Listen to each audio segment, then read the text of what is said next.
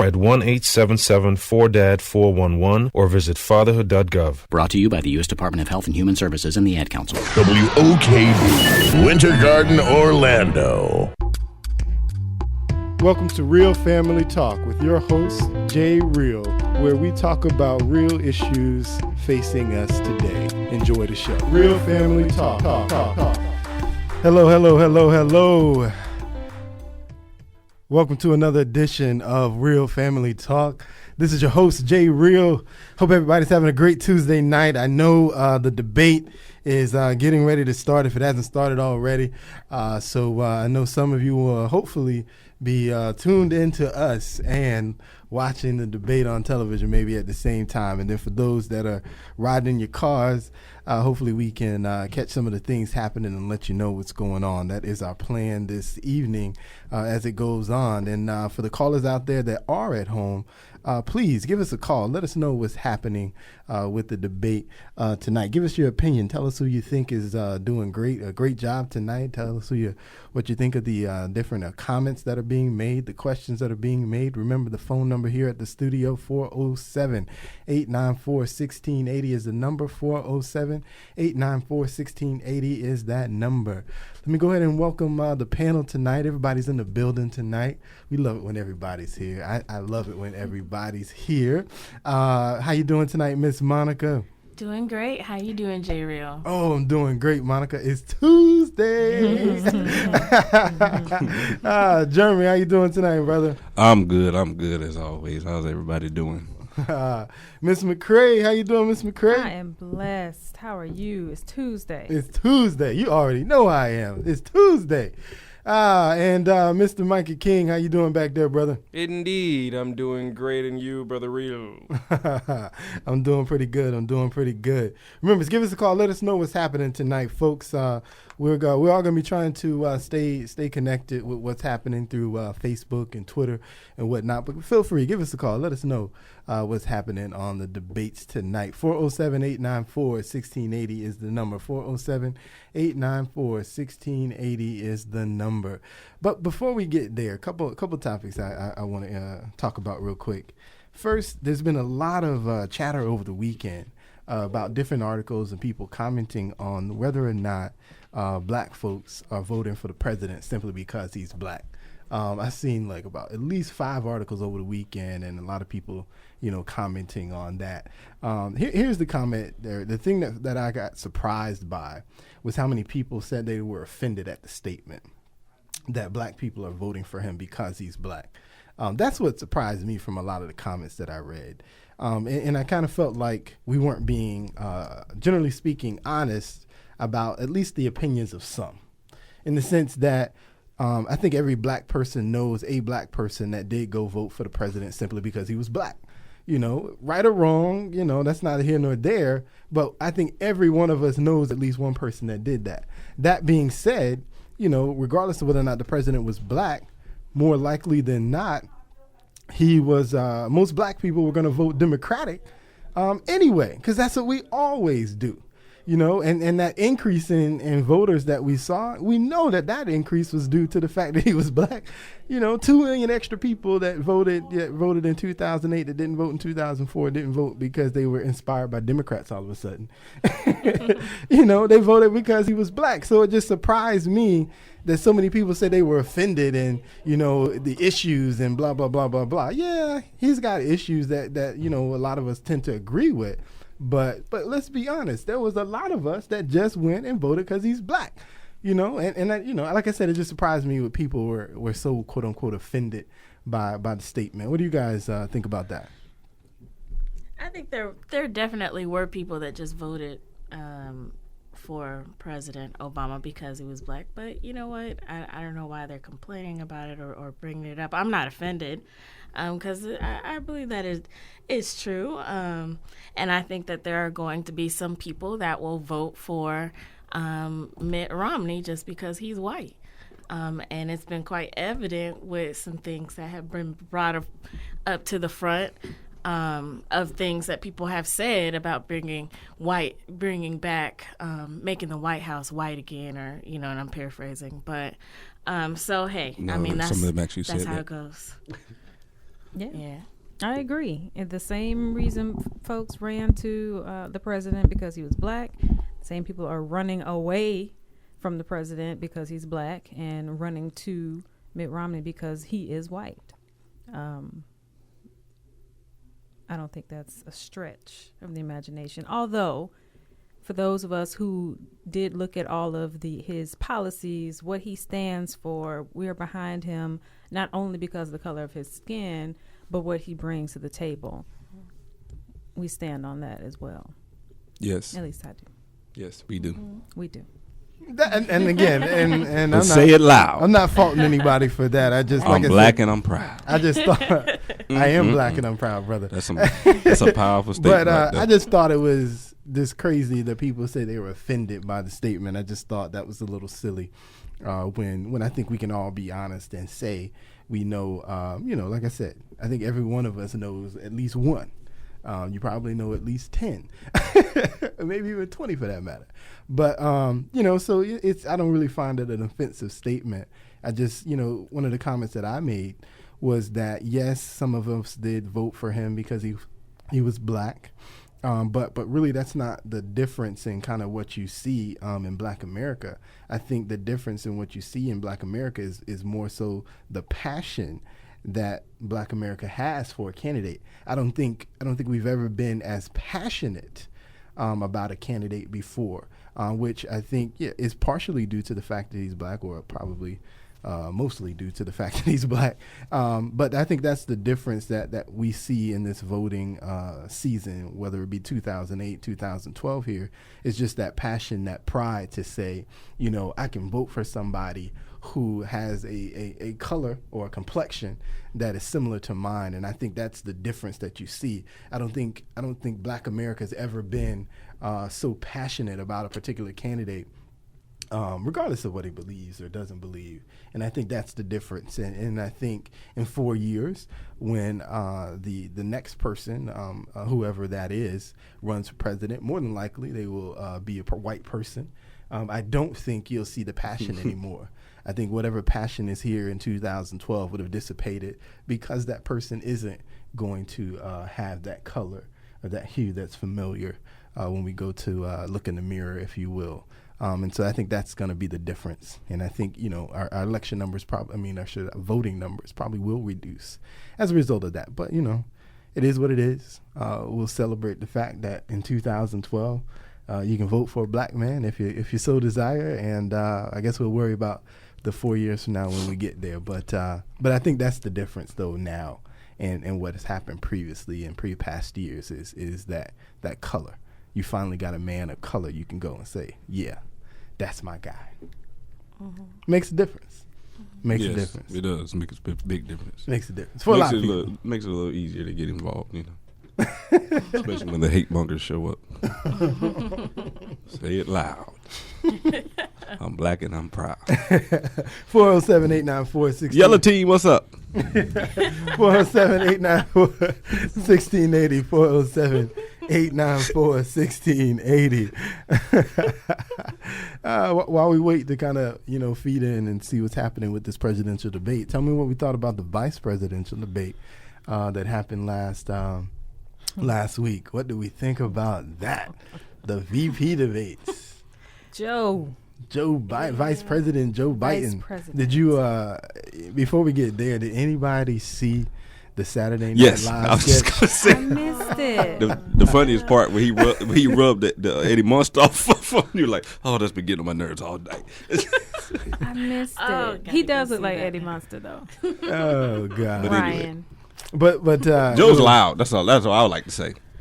But he's always loud, I guess. So it is. He's always loud. He's always loud. The one thing like your drunk uncle or something that is like, all right, thank you, appreciate you. Was it me or was he was extra thirsty also? Like he had It's like that nervous 5 or drink. 6 cups of water. I don't know. Yeah, man. Maybe that was just me, but Yeah, every second he was drinking some water. If that was water. That's them nerves. well, we know it was water. They're not that bold. I don't know. But His job ain't in jeopardy. He at least walk back in the Senate. You know what he was? The no, he's in the house. brother. Okay, in the house with him.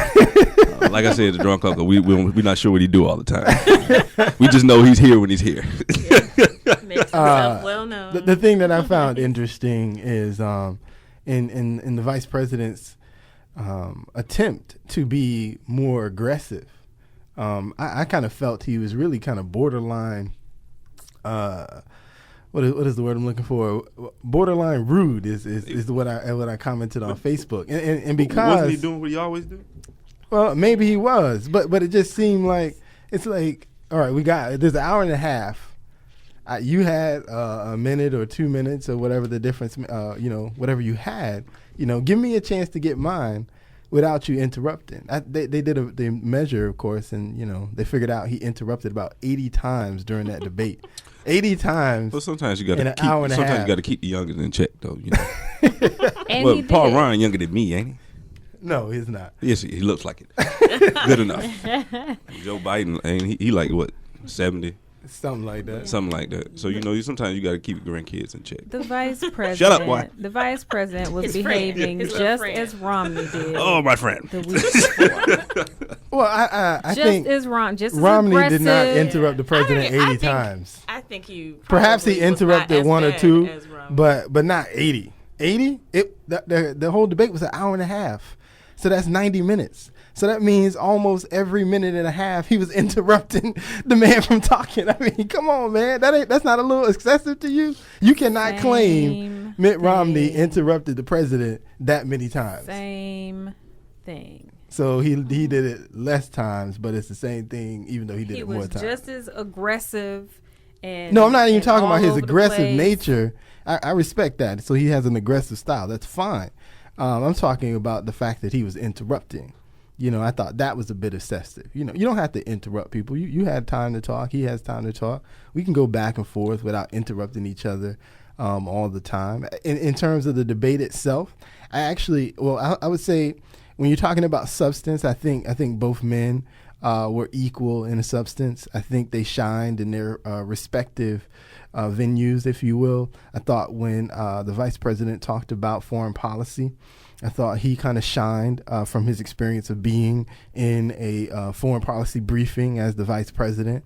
When it came to domestic issues, I thought Paul Ryan shined from his position on the budget committee, as the head of the budget committee. So he's looked at the Medicaid and the Medicare finances and the Social Security finances. He dived into that to figure out what it actually says. So from that perspective, I thought they each held their own.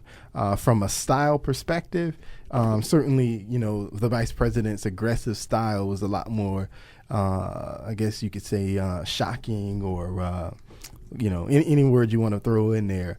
Compared to Paul Ryan's. And so if you go on style, you probably give it to the vice president. But if you go on substance, I thought they were about equal. Neither one of them outshined the other in that particular debate. You guys got any opinions on that? I felt like Ryan was a little bit withdrawn. Like it was almost that Joe, the vice president, Joe Biden, seemed to be more aggressive because Ryan was so withdrawn and then maybe he was just trying to be disciplined or what have you, and trying to just really stick to the facts and not have all the fanfare. But I think that's why it made it appear like he the Biden was being just so over the top. But I mean, he is who he is. He's always been that way. So I don't think that it's any surprise, especially not to me, that he, responded in that way.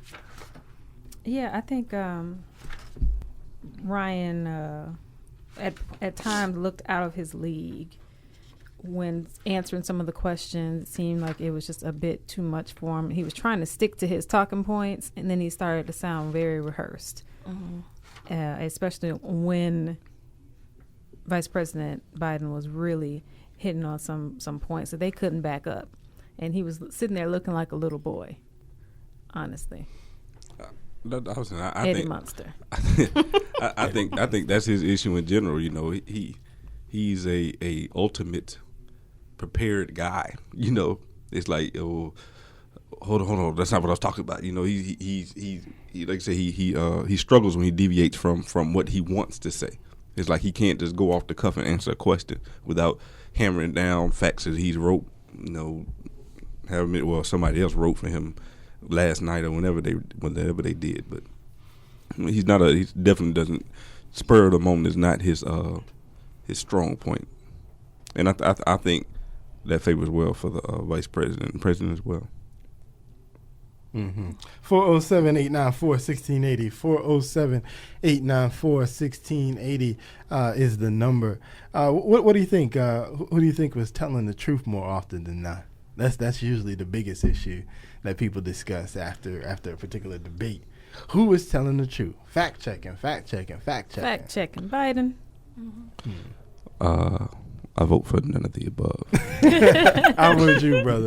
I vote for Out of none the two, above. Biden was more truthful than I vote for Mr. none Ryan. of the above. No, I really don't want to get nobody's hopes down. But if y'all really looking at these debates, trying to make a intellectual decision on who you go vote for, you're looking at the wrong thing. But the scary thing is people really are. I mean, ever since Mitt Romney's first debate, he's actually gained points, which is crazy. Like one of my friends on Facebook, he actually mentioned that, the debates is not you say should not be a deciding factor who you're going to vote for. Like I say, if you want to look, both candidates obviously have been in public office as well as both vice presidential candidates. Look at how they vote. If you want to make an intelligent decision, look at the past, how they vote. But we're going to use that.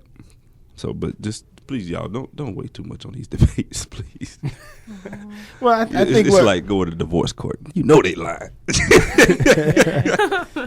I think what people saw and sort of why he's gotten that swing is they saw, up until that debate, he's been characterized as this standoffish human being that wasn't really engaged in the process, if you will. And I think what the debate did is show like, wow, this guy is, engaged in the process. This guy, appears to be quote unquote presidential, as they like to say, as if, there's a stance that you make that makes you presidential, but whatever. That's how they describe it. And so I think people were enamored by the fact that, oh, okay, this guy is fiery. This guy can speak for me. This guy can step up to the plate, which is something that, again, he hasn't, at least the knock on him was that he hadn't displayed that before. And so when people saw that, they were like, wow, this guy is amazing. This guy is ready to step up to the plate and really knock the president off of his pedestal, if you will. And so I think that's why you see the swing, because, again, from a numbers standpoint, the president has some good things that he's done, but the president also has a lot of things that from what he ran on in 2008 perspective, that, they just have a lot of people feeling a little salty about where we are in 2012. And so for a good number of people, and most of those people aren't black, but for a good number of people, they're on the fence as to, do I go for it again? Because everybody knocks Romney for his non-specifics, but the president has that same knock. He doesn't have a lot of specifics as to how exactly he's going to right the ship. It's not some broad statement of, oh, cool, yeah, I could name everything he's gonna do. No, you can't. You can't name everything he's gonna do. The only thing you can really pinpoint on is the fact that he don't think rich people paying enough. Beyond that, you really don't know what exactly he's going to do. But you can anticipate off of his previous history. Now, with Mitt Romney, we have no idea. At least we know it can't get that much worse because he already came from pretty bad. But if you switch to somebody completely different with totally new ideas, then, you could totally hit rock bottom and be way worse than what you were 4 years ago. Starting the race over again. Right. So I think that's where a lot of people find comfort in, that they at least can anticipate what could happen versus just not having any, feeling a little helpless to some degree if you put your hands in someone else who you don't know, you probably don't really even trust being the new president if he were to be elected. See, I think, and forgive me, 407-894-1680, 407-894-1680. What righting the ship, if you will, I think change can be a good thing. Change is what we Some- desired in 2008, which is what propelled the president to be able to win the election in the fashion that he did. And so change in and of itself isn't bad. It's No. about the change you feel comfortable with. And I think in this particular case that's why people are on the fence, because the change that they got isn't quite the change that they had set themselves up for. And again, most of this does not apply to black people, but that's where that's where a lot of the people are. That's why you do have these kind of shifts. That's why Romney can ignite people to support him more, because there are a lot of people that are sitting back and like I said, when you look at what the president has done, he hasn't quite hit the mark of what he set you up for in 2008. And granted, he could never get everything accomplished. Exactly. And I think it's nobody can do that. But even if on a basic level, he hasn't accomplished those simplistic ideas that I think people were looking for. I'll speak for myself personally.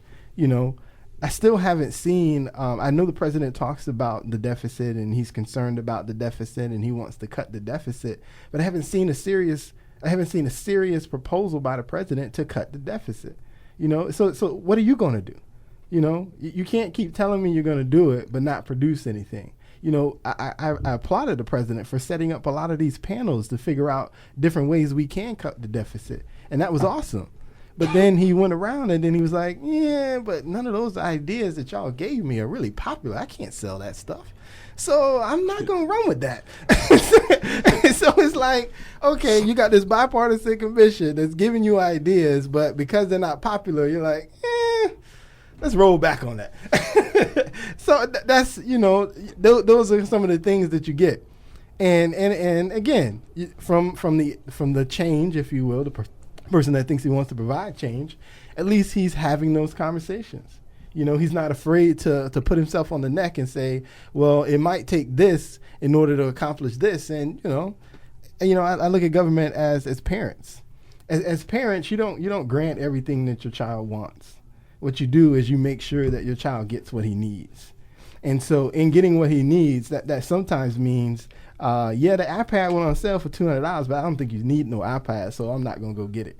You see what I'm saying? And so the government is the same way, especially the federal government. They're the same way. They're supposed to provide some basic services, which they are. There's always going to be a Medicare in some form. There's always going to be Medicaid. There's always going to be Social Security. Nobody's going to cut those things, no matter what president you have, Republican, Democrat, Independent, whatever he is, those programs are going to stay.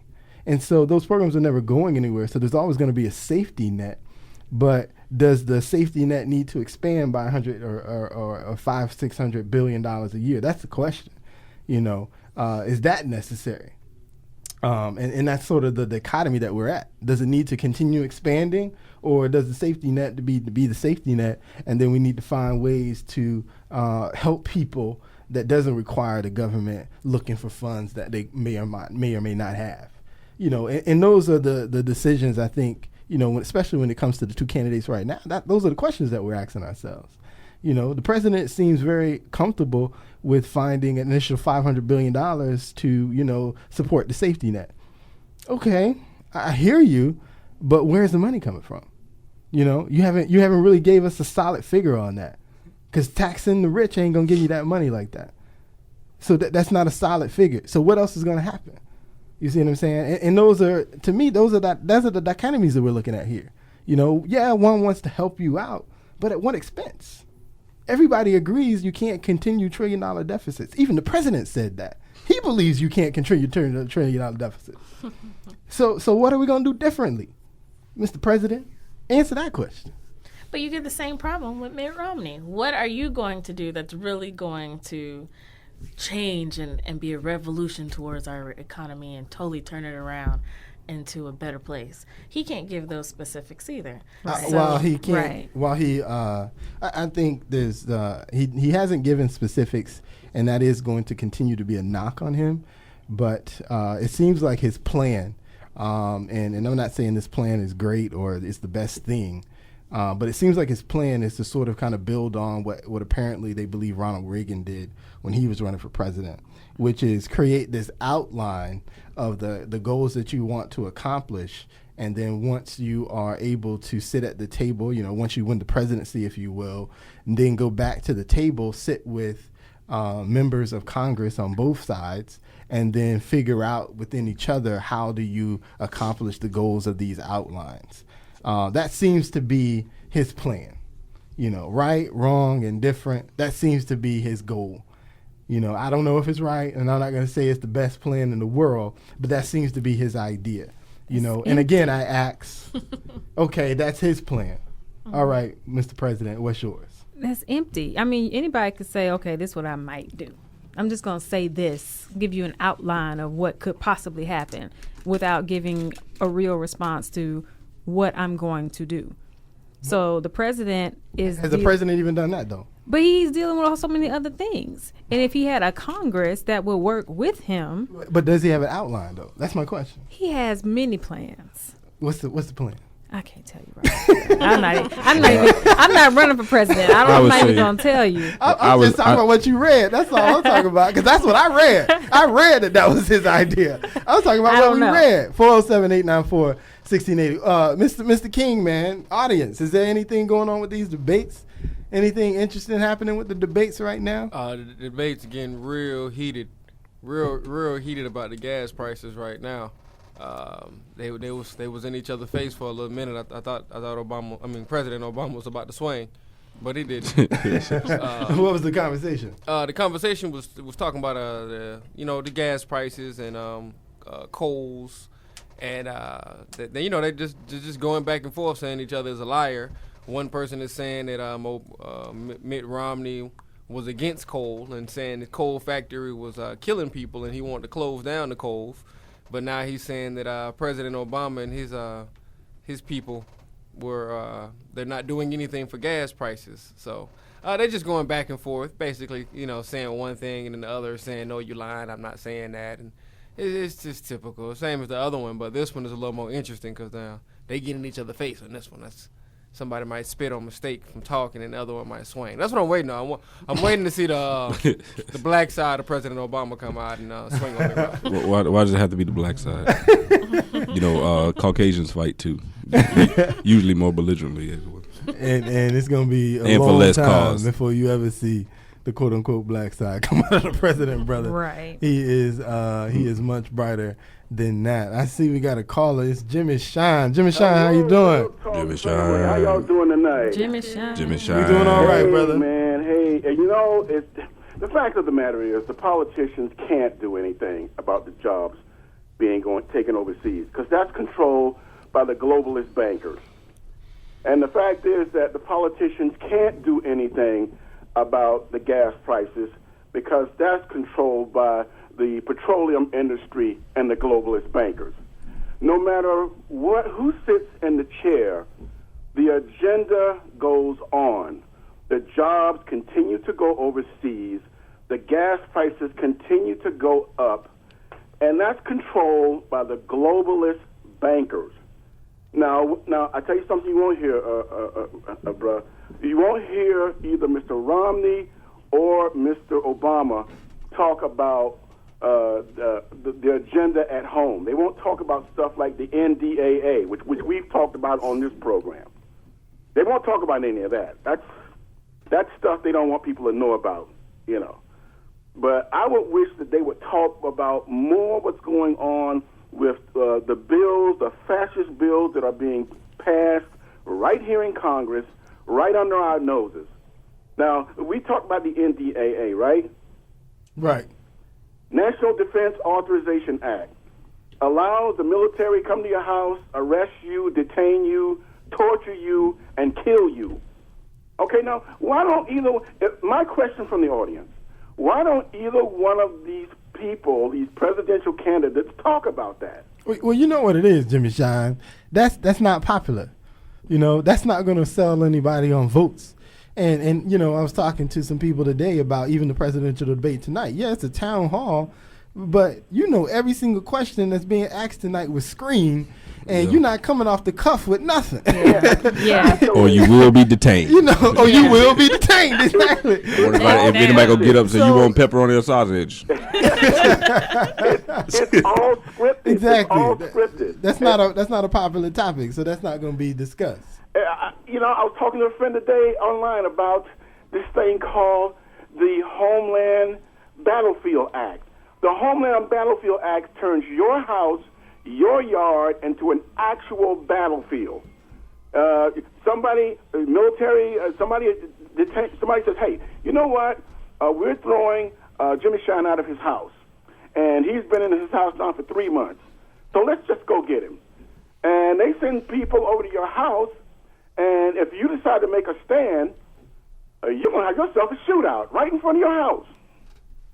You know, the Homeland Battlefield Act gives the authority for them to do anything they can to take you away and right out of your house. They don't care if they have to shoot at you, if they have to bomb you with Predator drones. They don't care. Nah, and those, like I said, you don't hear those issues discussed because, again, they're not popular things. The powers that be don't want you to know that they're brave enough to put those kinds of things in law. But that's why that's why we as voters have to be very careful about the people that we send to Congress, because our congressman isn't going to call us and tell us that this is going on. We have to be aware and educated for ourselves to see that these things are going on, and then be brave enough to keep in contact with our congressman to let them know, hey, I saw this was happening. I need you to come correct on this. and then if they don't, then we need to, hold them accountable. We're so used to putting the same names. A lot of these people have been there 20 years. We're so used to voting for the name that we stop holding them accountable. I'm all for the concept of taking and voting every single one of these guys out for a new person, just on principle. Kick them out. Just on principle. Put some new blood up there. Make them get some term limits so that they can't be there for 20 years. Put them on term limits like they do the president. Put them on 2 terms and you're done. Let's get some new blood. Like Earl K. Wood, who just died in office. The guy was in office 20, 30 years? Yeah. He died in office. That is to say, if he didn't die, we'd be voting for him. Right.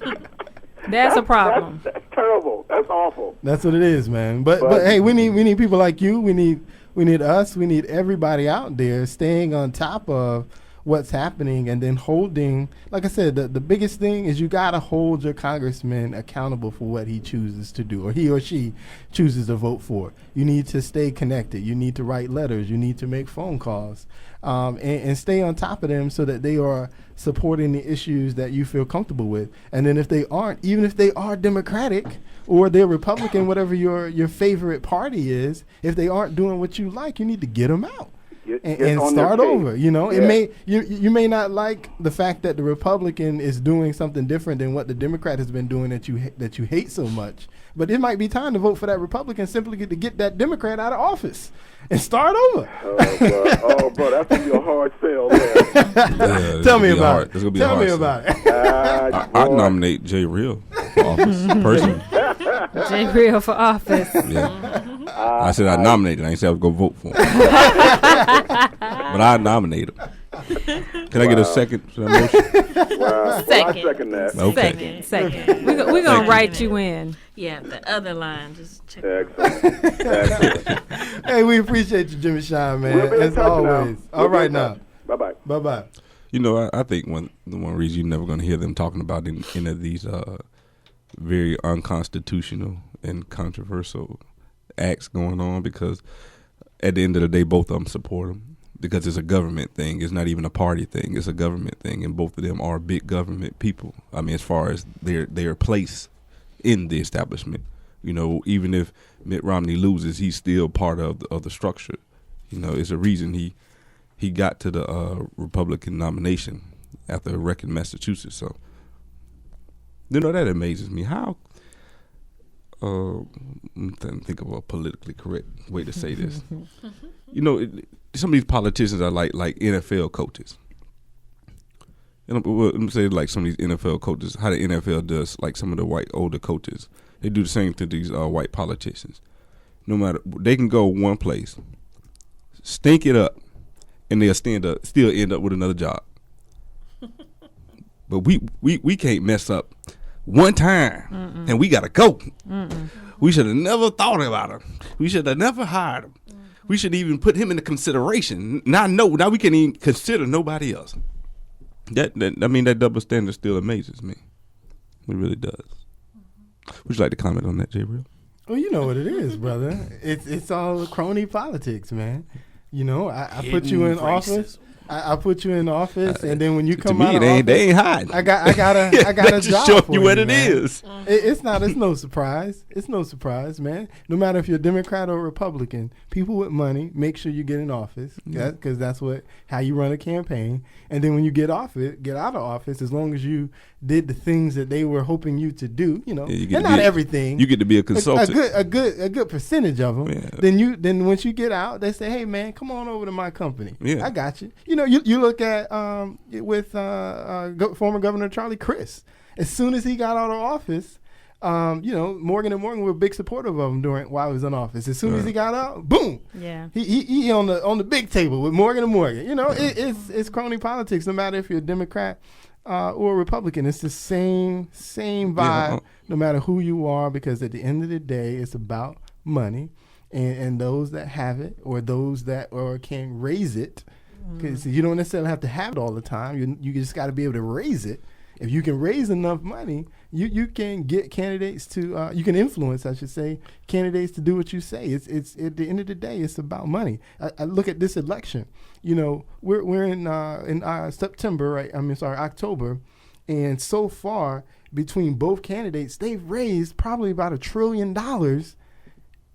You know, and we're talking about the Democratic and now Republican Party. When we include all of the political action committees that are out there, probably $2 trillion has been spent to either elect the president back into office or to elect Mitt Romney into office. $2 trillion solely dedicated to an election. This is not crazy. Is it possible? I want to question: is it possible to write a check and put it in the comment section? It's for the deficit. The payback loans, because I mean, you know, like you said, they'd have raised all this money. They could have took half of that. Like, let's put that on the deficit, and we would be in a much better position. Now you ain't got no argument. Okay, the deficit good. Now let's move on. Let's really talk about what we can really do to improve the country. So 407-894-1680. 407-894-1680. You know, I would have put my name out there. You know, I think I would make a good consultant. Now I can raise money. I'll figure it out. You know. It's all about getting the job. Yeah. I don't necessarily have quote unquote money at this moment. You know, I'm just waiting on my blessing, my season to come. But when it comes, don't talk to me now, because I'm not trying to mess up my blessing dealing with y'all devils. But as of right now, 407-894-1680. Ms. McCray, what they saying on Facebook about the debates tonight? It's crazy on Facebook and Twitter right now. First of all, it's a different president. This is the consensus across the board. This is a different man. He came ready to rumble tonight, and he is holding his own.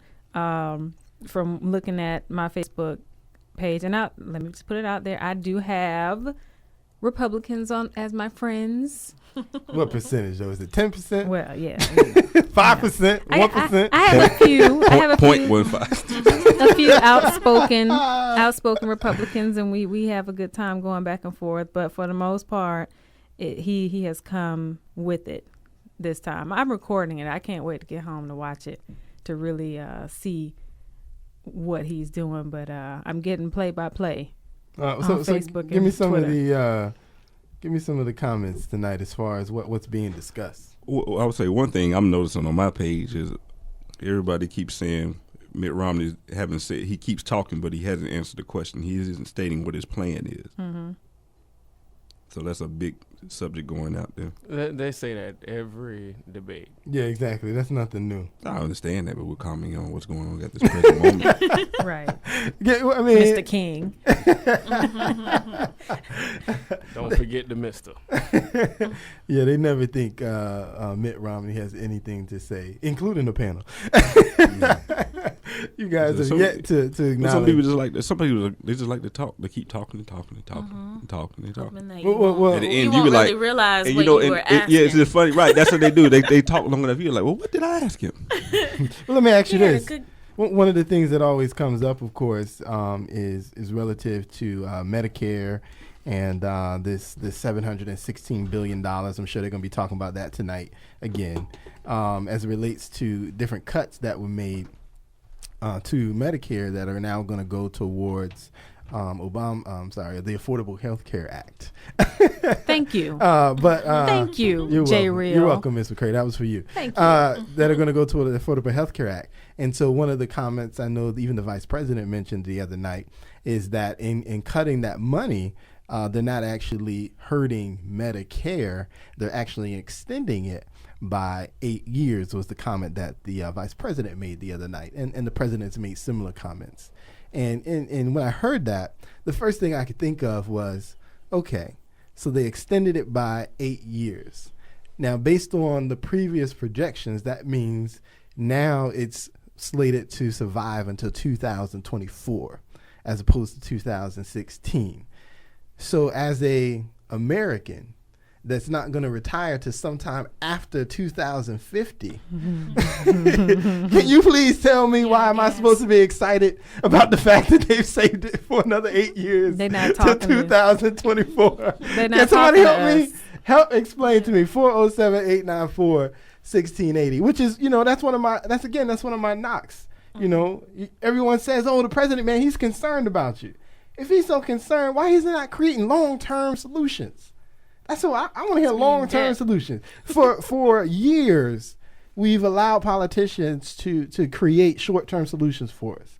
When it comes to the budget, even under the current president, when it comes to the budget, they've not created a solid budget for 3 years, essentially because they can't come to an agreement. So what have they done?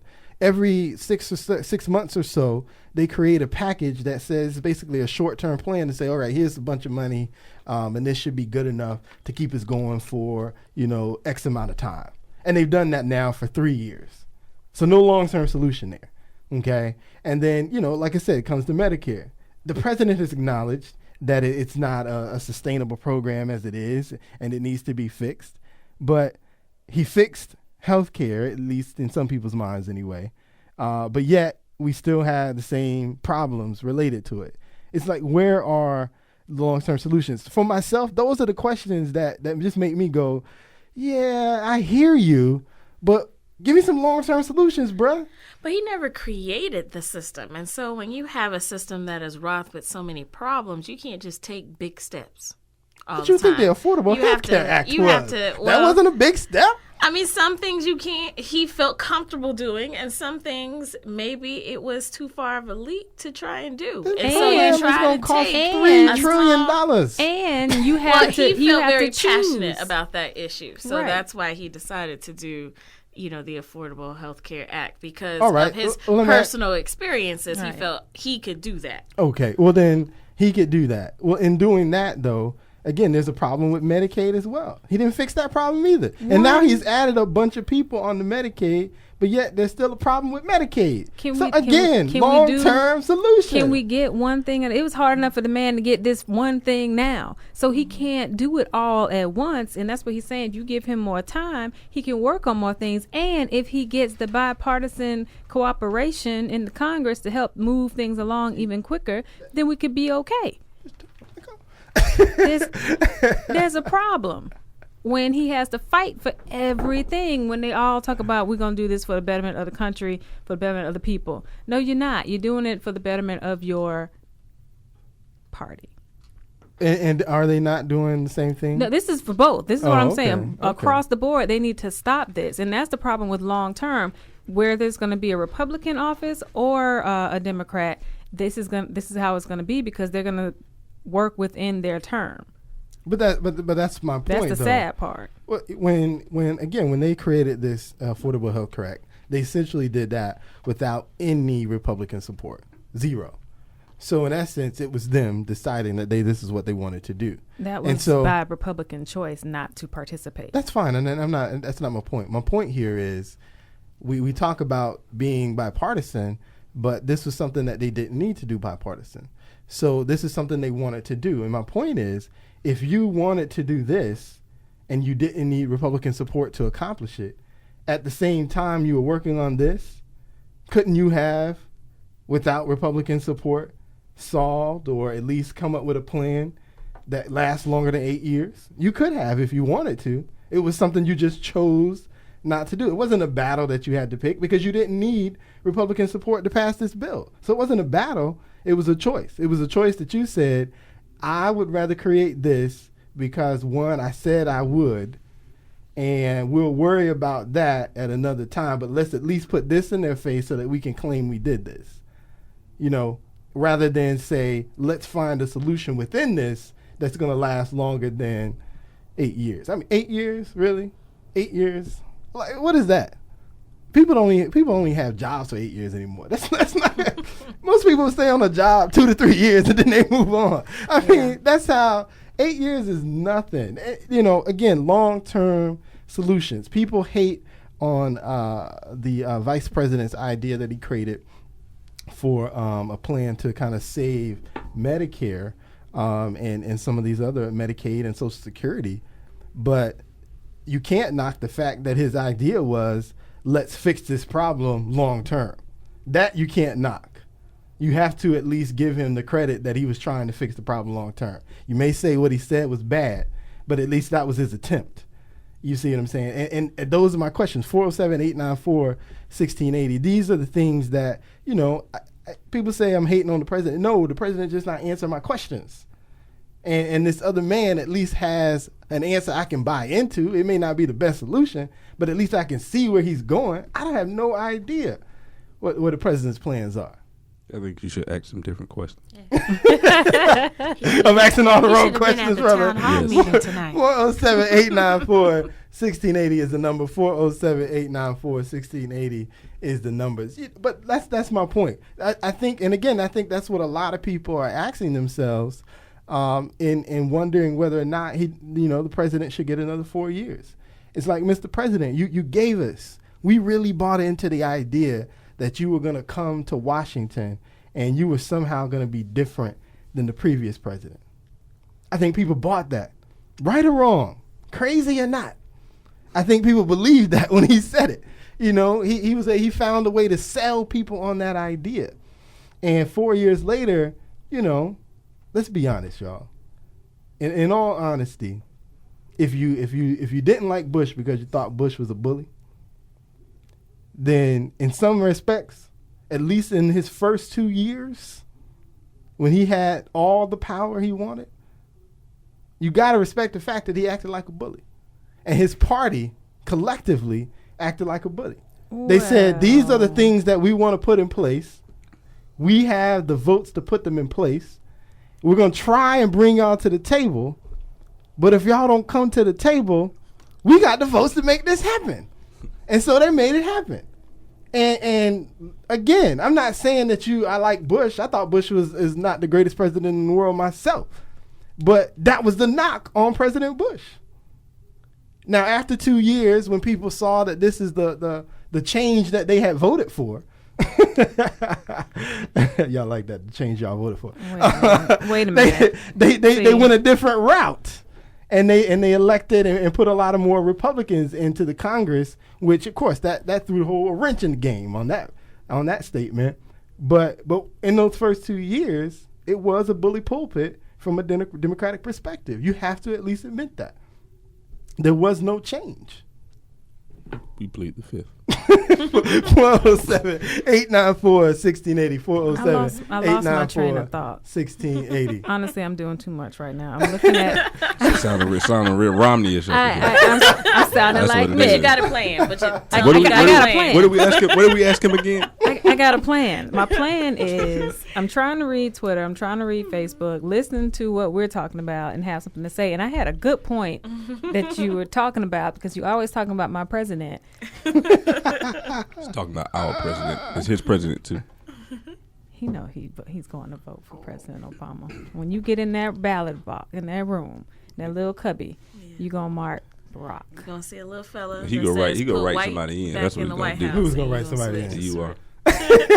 You go write somebody in. He ain't gonna vote for neither one of them. Well, I Because he voted. go break down to it. He be like, I can't vote for that guy. I voted today, and on the ballot, they're actually like 10 people. Yeah, there's always a bunch of independents listed. running. So, always I a mean, bunch if of you independents running. wanna, In Florida, I believe Roseanne Barr is on I the believe she is on the ballot. ballot. In Florida, I didn't see her. you didn't see Roseanne Barr? I heard she was supposed to I be know on the she's ballot in she's on the Florida. ballot in some states, though. I know. Yeah, she made it on the ballot in some places. So you can go out and vote for Roseanne Barr if you want to. Roseanne. Well, y'all can vote for Jay Real. Yeah, there's always an Why don't y'all vote for Jeremy Smith? Y'all do that. I promise you a better America. We may 407. have, but you told us when you make your blessing, you don't want to talk to us. Yeah. Oh, I won't. I'm mean, going. you You don't talking need to about flip the change? switch Now like you Mitt talking about change? You Romney. talking about changing the process? We gonna have a tent revival right on the White House lawn. We gonna have a tent revival, straight up. 407. We gonna have a prayer walk all the way down to Congress. 1680. 407 894 So you saying- Like the gonna scripture be- say, resist the devil and he'll flee. We'll go pray all them congressmen right up out of there. Oh, I quit. I quit. That's what you would do as president? That's what you do. President You won't Jeremy Smith. change. You want to change. The real black president? You won't change. You pray him out of office. You gotta pray him out. That's the only that's gonna change. People, man can't change himself now.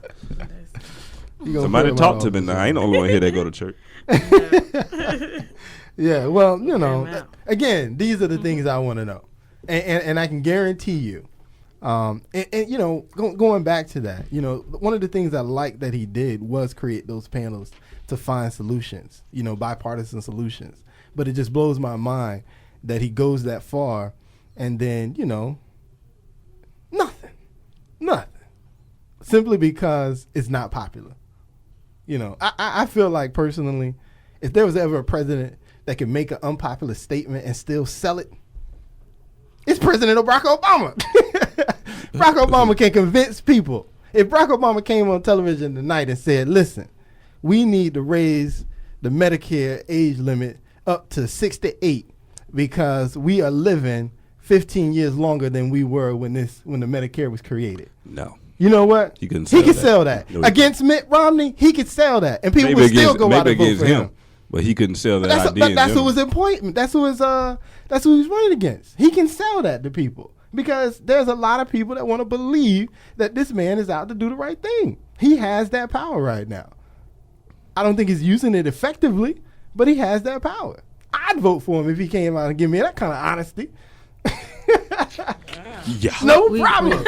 got that. Yeah. Yeah, we recorded? got No that on problem. Got that Right. recorded? Yeah, text him. Hey, Tell him. That's yeah, all let's it say, is. Text him, somebody bro. Yes. please get this I'm message sure to the Mr. president. Please. Micah King. Jay Mr. Real Micah said he will King vote has the for text. President He Obama. Just said text the He president. said it. He said it. We go IM. We'll send an instant message to him. Yeah. We'll see if he responds. I just want to really give a shout out to the one black man that's asking the questions. It's only one black person in the audience. Of It's course. sad. But we're going to give a shout out to Michael Jones. He out there asking great questions. What was his question? What was the What great was question? one of his questions? Yeah, one black person. It's only one No, black what was the question? Was the what did he ask? Oh, he just asked President Obama. You know, he voted for him last 4 years ago, and he's really skeptical about voting for him again. So he wanted to know, you know, why the president deserved his vote again. He had some swagger too. He was bouncing with it. He was like, you know how black people do what we do when we're doing what we're doing. But I got to give him a shout out. I don't see I see two Chinese people and one black person. But It's we don't know sad. if they're Chinese. I don't see any Asian. Hispanics. We gonna They could step be up. Korean. I don't see any Asian. Hispanics in the audience, but that's sad. Asian I mean, is the they word, are sir. And definitely they could a be major part of Hispanics in there. They America's just a little vote in more European 2012. looking. But got to give a shout out to Michael Jones. Oh, can you tell me what the president's comment was? He was just talking about how he killed Osama bin Laden and some other lies. I don't know, all these lies. Okay. I wasn't All right. paying too Okay. much You go attention back to and what he watch was the saying, but TV. you know the president has so much swagger when he talking that you really just be like, man, look at this black man talking. You In know what I'm America. saying? You really can't really. In America. I hear him, but I'm not really Yeah, listening because I'm just no, I so killed Osama bin surprised Laden. that it's a black man talking.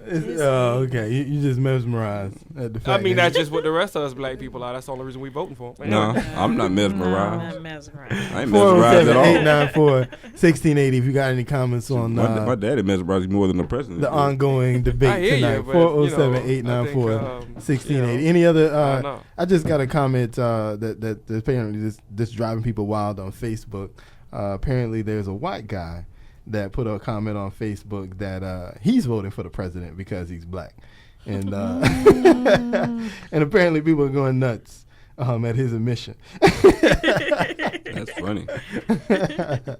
What do you notice? He wants some kind of change. What do you notice, Miss McCray?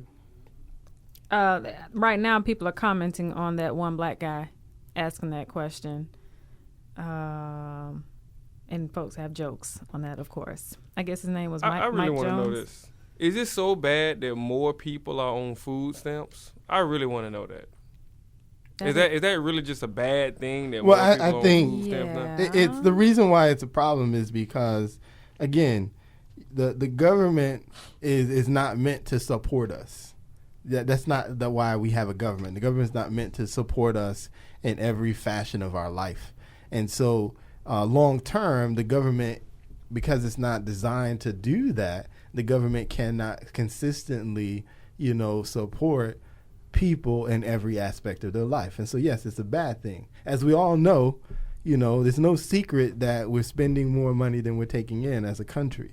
And so, some of those things that contribute to that is the inability of everyone to really step up and kind of take care of themselves properly. And so, yes, it is a bad thing because you just can't keep, like I said, as a parent, I look at it as a parent. As a parent, if you make $50,000 a year and it takes every bit of that $50,000 a year to take care of the house you live in, you can't afford to continue paying for the child that lives on his own. You can't sustain yourself because at some point, even if you make it work, at some point, one of y'all is going to have to give up something. And so you can't do it, and that's the problem. You can't do it. You need people having their own job. You need people working, funding their own things, so that as a government you can continue. Did you want to comment on that, Ms. McCray? I saw you. It had something to say over there. I don't know if you're gonna agree with me or not, but I was. It's a bad thing. You want growth is gonna come when more people are at that middle class level, able to have decent paying jobs, can take care of their homes, can take care of their lives, education. These are the things that's important. So you want more people to have a lifestyle that they can afford. So no, food stamps, you don't want that many people on food stamps, and you want the poverty line to not continue to grow. You want more people to fall into the middle class and upper middle class and make those millions and continue on and have that true American dream that we're still supposed to have. You want somebody to make $1 million? I want to make $1 million. I completely understand. And I do want to give a shout out to the Hispanic lady that just asked the question to Mitt Romney. I saw a Hispanic lady just ask the question to Mitt Romney. Shout out to her. Her name was Soto. Go ahead. You have something you want to comment on, Jeremy? This has actually had nothing to do with the debate. But anyway, I was at a Gospel Fest Saturday. And I don't know if anybody been reading Gospel Now magazine. They've taken out full pages in there talking about the Orlando Regional Medical Center, the board of directors, I believe it is, about their non-diversity. But anyway, there's a group, and they've been protesting at the hospital. They have a website called StopOrlandoHealthBias.com. They want them to diversify more in their upper management. Just go check it out. I met Brother Charles Barnes down there in Bernard. It was told me a lot about it. Yeah, what's the website again, sir? StopOrlandoHealthBias.com. All right, StopOrlandoHealthBias.com. Get some diversity within the hospital, you say? Yes, the upper management. All right. It's time for us to wind down here as always. We thank you for listening to us. We'll be back next Tuesday as well, 9 p.m. This is Real Family Talk. We appreciate you guys. This is 1680 WOKB.